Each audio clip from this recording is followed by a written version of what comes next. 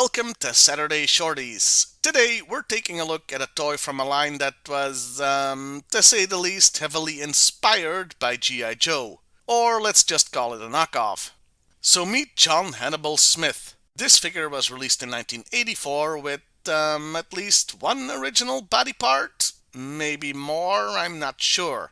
Yeah, this figure is from Galoob's The A-Team line, but body parts were used for other G.I. Joe knockoff figures, so I'm not sure how many parts, if any, were new for this figure, except the head, obviously. Ah yes, the head. I can sort of see the resemblance to the character if he had just been exposed to the Joker's Smilex toxin, but it's not great. Then again, this was 1985, so there's only so much sculpture artists could do. The rest of the figure has no excuse though. Quick, close your eyes and picture Hannibal from the A-Team in your head. What do you see? George Papard with a light grey jacket, gloves and a cigar, right? This thing has a blue jumpsuit sort of thing and no gloves.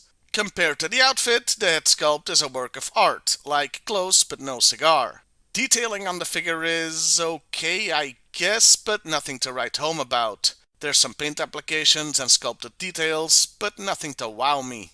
Articulation is the same as it is on a 1982 G.I. Joe figure, so no swivel arm battle grip at the elbows and no ball joint on the head.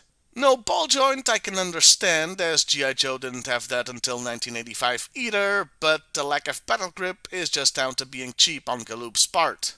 Cheap is a good way to describe this figure, really. Just holding it feels like it's flimsy. The plastic quality is definitely worse than G.I. Joe figures of the time.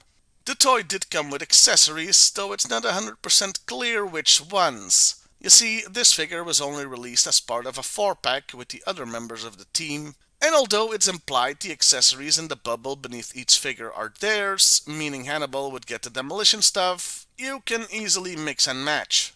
Each figure also came with a really crappy looking version of an M60 machine gun. I mean, look at how small and thin this is. And Galoob sure loved this thing because they sure made a lot of them. I ended up with a whole bunch just by buying G.I. Joe stuff on flea markets that often had them as weapons. Overall, it's a cheap looking figure that doesn't do justice to the character. And I think I know why it's so cheap. Because Galoob put all of their money into making a bunch of frankly gorgeous vehicles for the A-Team, with the highlight being the iconic van. I thought of doing the other 3 team members for Saturday Shorties, but it would essentially be me saying the exact same thing 4 weeks in a row.